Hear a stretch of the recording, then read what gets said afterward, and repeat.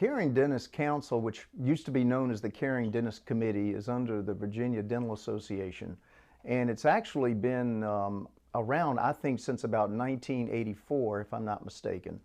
I came to know it around 1991 when I had my own challenges, and what we are here to do is we're here to educate the other dentists, dental hygienists, anyone in the dental community about diseases of alcoholism and addiction.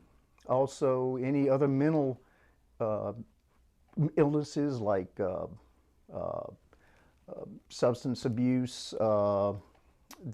depression, schizophrenia, bipolar illnesses, things like that that could impair dentists and their ability to provide proper dental care to the public.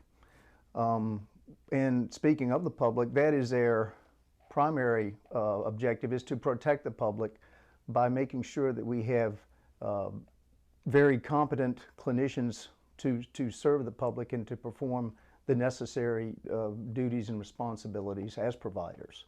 The Caring Dentist Council, people will often ask me or other members of my committee, what exactly do you care about? Well, we care about members of our profession, dentists, dental hygienists, and you know, we want to make sure that they get adequate treatment and the care so that they can return to practice if they are suffering from alcoholism addiction, and they're the throes of that particular disease. And we do consider it a disease. Fortunately, the attitude toward individuals who are suffering from alcoholism and addiction now is a lot more supportive and less punitive than it was 27 years ago when I entered the program. But it is handled in a very responsible, very confidential and caring manner.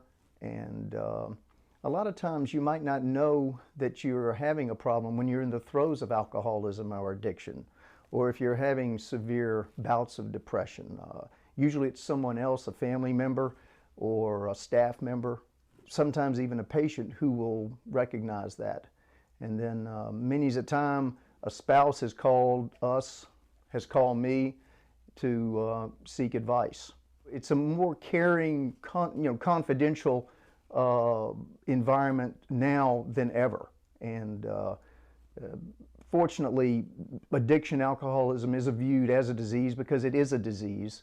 And most people in the dental community, if not all, from my experience, they're all rooting for you. They want you to get back, and they want you to be well and healthy and happy. I am blessed to be working with 8 people on my committee and liaisons with the Virginia Dental Association, who, and each member shares a personal experience, or they have known a family member who's had has had an experience with mental illness, addiction, or alcoholism. So they bring to the council a great deal of insight and experience.